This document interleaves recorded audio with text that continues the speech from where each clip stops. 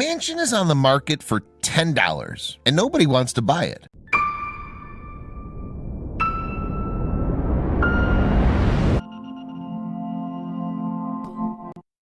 But before we start, please make sure to subscribe and hit the bell so you never miss an upload from us. Also, leave a like right now.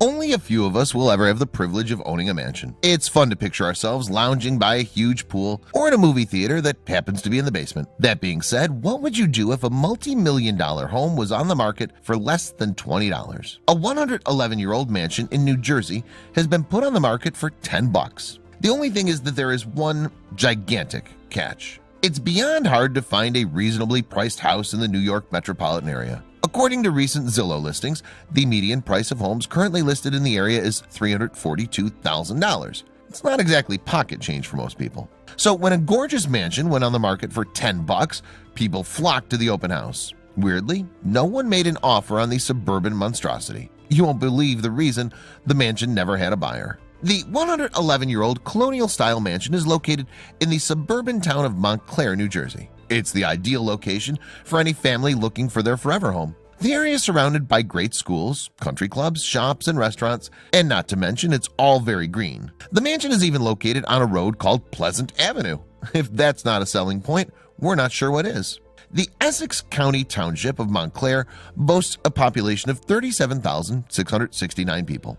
That's a perfect number if you're not too much of a city person, but you don't want to live in a tiny suburban bubble. Not to mention that Manhattan is a short 45-minute car ride away. So why aren't people jumping at the opportunity to live so close to the city and yet still be able to come home to a quiet town? Keep watching to find out. Renowned local architect Dudley S. Van Antwerp built the mansion back in 1906. Van Antwerp opened his design practice in 1900 and from there went on to build the famous Montclair Wauketung Avenue Congregational Church, as well as the Yacht Club in Bayside, Long Island. So what's so special about this residential mansion? It's beautiful and set on a great plot of land, but why go to all the trouble of listing it for only $10? The mansion is nearly 4,000 square feet, so it's not exactly what one would call tiny. That square footage does not even include all the amenities around the property. The inside consists of 6 bedrooms, 3.5 baths, meaning there's no lack of space. The new buyers could make those rooms into anything they want. The possibilities are endless. If the mansion doesn't already have one, they could build a library. Aside from the actual mansion, the grounds are something else altogether. The home sits on about 2.5 acres of land, which is plenty of room to put a few fun features around the property. The mansion comes with its own private tennis court and gazebo, as well as a carriage house. Renovations to make a game room in the carriage house would be amazing. Needless to say, the property has some definite selling points. Considering the northeast suburban location, and not to mention the town the mansion's located in, it should be on the market for a bit more than what it costs to go out for a fast food dinner. The fact of the matter is, the mansion should technically be listed for about $1.35 million. That may sound steep, but considering the neighborhood and the surrounding multi-million-dollar homes, the price is pretty spot on. Aside from the famous architect, the mansion was home to the first African-American athlete to become captain of the Notre Dame football team, Aubrey Lewis. The Fighting Irish halfback is recognized as one of the state's greatest athletes. His old high school is Montclair, even naming their field house the Aubrey Lewis Sports Complex. Due to a heart murmur he's had since birth, Lewis didn't pursue a career in football. Instead, he decided on a different career path. Being the first African-American captain wasn't enough. Lewis went on to join the Federal Bureau of Investigation as part of its first training class to include African Americans. Even after his storied career, Lewis made his way back home to Montclair to settle down with his family. When he passed away in 2001 from heart complications, the BNE Real Estate Group purchased his estate, planning to build 8 homes on the property. The plan quickly fell through. When BNE Real Estate Group purchased the property, they made an agreement with Montclair's Historic Preservation Commission to preserve the estate due to its historical significance and celebrity status. Therefore, they weren't able to build on the land, and their original plan for the property fell through. Real estate agents are smart, though, and they had a plan B. They listed the mansion for a total sum of $10, but with that price came a huge catch. What deal could possibly be bad enough for people to turn down the opportunity to own a gorgeous piece of property? Well, as it so happens, the mansion can't actually be lived in where it currently rests in Montclair. This means that whoever buys the mansion is also going to have to move the entire thing to a different location. It now makes sense why no one's jumping on the opportunity. Talk about a plot twist. Carmen Warren of Montclair says it best. Where are they going to put it? Why would I want to buy such a monstrosity of a house and don't know where to put it? That's a lot of house to move. We couldn't agree more. Problem is that whoever purchases the residence doesn't have a choice. Montclair town officials approved that subdivision application under the strict term that the mansion had to be sold and relocated. Whoever purchases the mansion is going to be responsible for not only moving the residence within a quarter mile of its current home, but they must pay all of the costs that come with buying a new home. The buyer is also going to be required to go through all the necessary renovations before lifting the mansion, which all needs to be paid out of pocket. That's going to get real expensive real fast. Due to the old age of the mansion, the seller is offering $10,000 to help with any renovations that need to be made throughout the property. That's a generous offer at first glance, but when you think about all the necessary repairs on top of the relocation, the cost is going to be astronomical. The total effort is estimated to cost around $200,000, which is still less than what the mansion's worth, but it's a great deal of money. Not including the moving cost, the buyer will have to do lead paint and asbestos checks. Considering the age of the mansion, they're very real concerns. Lorena White, a real estate agent from Prominent Properties Sotheby's International Realty, said, "In addition to moving it, the cost of any kinds of repairs and renovations require that it be done to historic guidelines. That tends to be expensive. Whoever buys this home has got to be the world's biggest history buff. Pretending there was no price involved and no renovations to be made, how on earth do you even start moving a house this size? There are definitely going to be some mailbox casualties, not to mention tree branches are going to be falling down left and right. As odd as it sounds, picking up and moving an entire house is not exactly unheard of, and in some cases can be financially beneficial to the owners. In 2007, Julie and Randy Olson of Brook Park, Minnesota uprooted their entire home after the value suddenly plummeted and they couldn't secure a loan to build a new one. Luckily, one of their friends was selling their home for $1, and we thought $10 was cheap, to help a future wildlife reserve. The Olsons bought the property and had their Brook Park home moved for $22,000, a fraction of what the property was worth. If the Olson story is any indication, relocating a house is possible and can be made financially beneficial if you go about it in a smart way. In some cases, it actually might be a sensible thing to do. Not to mention that once it's relocated, you're not going to have to worry about those costs ever again. Maybe a fix here and there, but nothing like the initial cost of renovations and uprooting an entire home. Just think about it. If you have the money, you can have this gorgeous mansion valued at $1.35 million, as well as a little piece of American history. All of it at a startlingly low price nonetheless. Big picture, a beautiful home, great suburban location, a nice story to tell friends at any gathering, and a whole lot of room to entertain. All you need to do is skip buying a movie ticket every week. Unfortunately, due to the lack of buyers, the house was demolished in May of 2018. Because of the subdivision agreement, the Historical Society had no ground to stand on, and therefore they had no choice but to let the town take over the land. Where the once colonial-style mansion stood, there's now a more modern development consisting of 8 single-family homes. The Collection, they did keep a bit of history there, renaming the road Lewis Court. A pair of real estate agents, sisters named Gladys and Carla Spizziri, got the shock of a lifetime when they showed up at one property. They'd heard rumors about it, and now the time had come to see if it were true.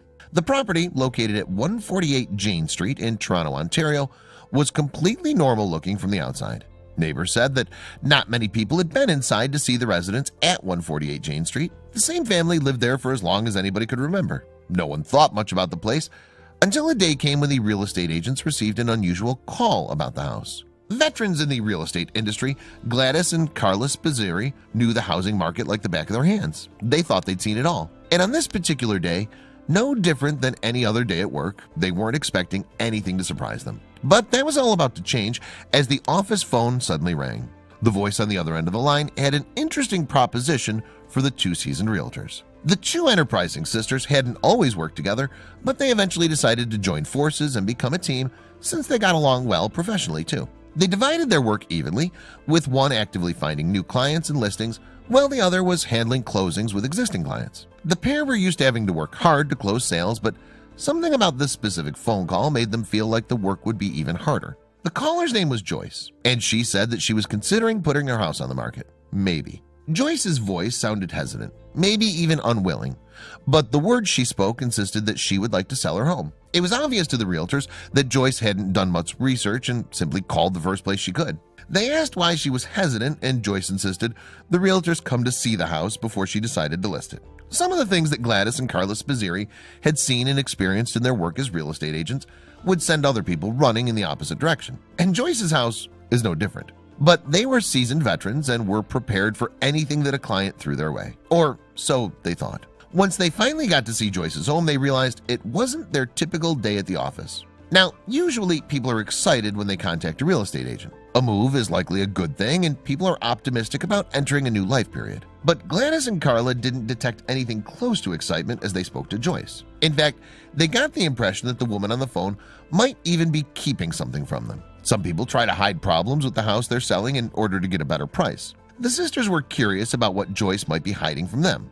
Joyce had told the sisters that she'd lived in her modest home for the past 70 years, but that she hadn't updated it much during those decades. There'd been one kitchen remodeling years back, but that was it. This was an immediate red flag for the realtors. A good approach to just about anything in life is to hope for the best, but be prepared for the worst. As longtime real estate agents, Gladys and Carla Spizzirri were used to adopting this attitude when viewing a home for the first time. Still, they worried about walking into a dump that was dated and ugly. Usually, when a homeowner tries to hide something about the house they're selling, it's along the lines of a mold problem or a leaky basement. It's not really unusual for someone to try and keep little problems like these a secret from real estate agents. This was no ordinary real estate transaction, though. The secret that Joyce was keeping from Carla and Gladys was actually much bigger than normal, and it was one that the agents had never experienced in their years in real estate. What would Gladys and Carla find when they finally opened the front door of the house on Jane Street? They grew increasingly worried as the date of their inspection neared. The fact that 96-year-old Gladys had lived alone for so long didn't help, as she probably wouldn't have been able to maintain the property very well. The Spizzirris prepared themselves for the worst-case scenario, one where the house was in such bad shape it couldn't possibly be sold. The day had finally arrived and the Spizzirris traveled to 148 Jane Street in order to finally see what mystery Joyce's house held. Nothing could have prepared them for this astonishing sight as they opened the front door and peered inside. In fact, this scene would be a completely unexpected surprise to anyone who saw it, especially since the outside of the house was so nondescript. So far, the only information Gladys and Carla had been able to get about the home was an address and a photo of the front. Nothing about it seemed remarkable except for the potentially huge sum that they could sell the house for if it was in decent shape. They never could have expected to be faced with such an unusual sight once they finally had the chance to see the interior of the house in person. Gladys and Carla had expected one of two things about Joyce's house. The first option, and the one that seemed most likely, was that the house would be in terrible condition. Perhaps it might even be full of junk, as in a hoarding situation. The second possibility was that the house would just be completely ordinary, just as it appeared from the outside. But the sisters had been completely wrong. The house was in great shape, and it was anything but ordinary. Needless to say, Gladys and Carla were over the moon with excitement after finally viewing Joyce's home. It was bound to sell for a lot more money than they could have ever expected. Joyce was an impeccable housekeeper, and her home was practically a time capsule from the 1940s. This was the decade when Joyce had first moved into the house and began decorating and furnishing it. Everything looked absolutely pristine and unchanged. As Carla and Gladys giddily explored the house at 148 Jane, they realized something. Each room was even more impressive than the one they just left. In fact, it was the most well-preserved home either of them had ever been witness to. The house was practically a museum of Joyce's life.